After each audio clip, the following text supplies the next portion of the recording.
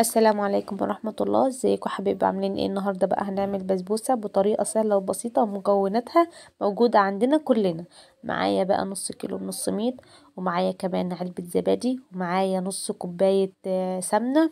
السمنة اللي انا حطاها دي انا حاطة سمنة من العادية، وحاطة كمان مكعبين فرن، بحيث ان ايه يعني تبقى غنية كده ومديها طعم حلو. لان بصراحة البسبوسة وانا كنت بعملها بصراحة يعني الريحة بتاعتها كانت تحفة قوي. ومعايا كمان كوباية جوزة الهند، ومعايا كوباية سكر، وهضيف كمان كيس بيكنج باودر، وهضيف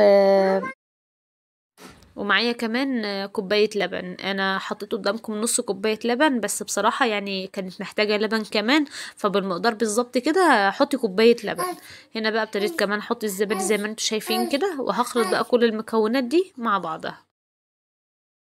وهنا كمان كنت بضيف البيكنج باودر. انا استعملت هنا كيس يعني من اللي هو العادي اللي احنا بنجيبه ده عادي، يعني من غير مقدار ومن غير حاجه. تقريبا الكيس كده بيبقى فيه معلقه كبيره بيكنج باودر. هنا بقى ابتديت خلاص اخلط المكونات كلها مع بعضها.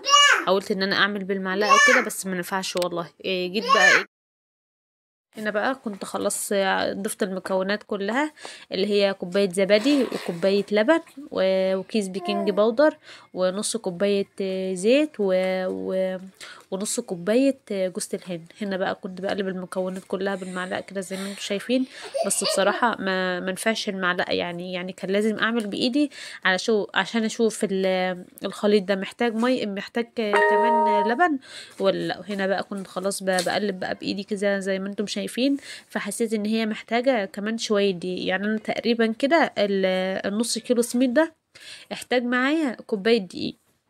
هنا بقى خلاص كنت بقلبها اهوت، قلت اما اجيب كمان شويه دقيق، حبيت ان انا اوريكم اهوت برضو عشان ايه ما تكونش ناقص لكم خطوه او ناقص اي مكون فيهدر الحاجه حرام.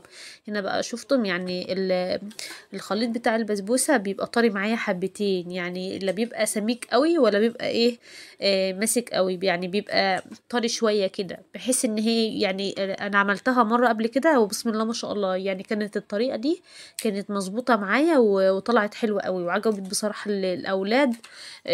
وعجبتهم وكده، فحبيت بقى ان انا اجرب تاني. ما كانش بقى المره دي عندي رز، فقلت هعملها بقى بالسوداني كده.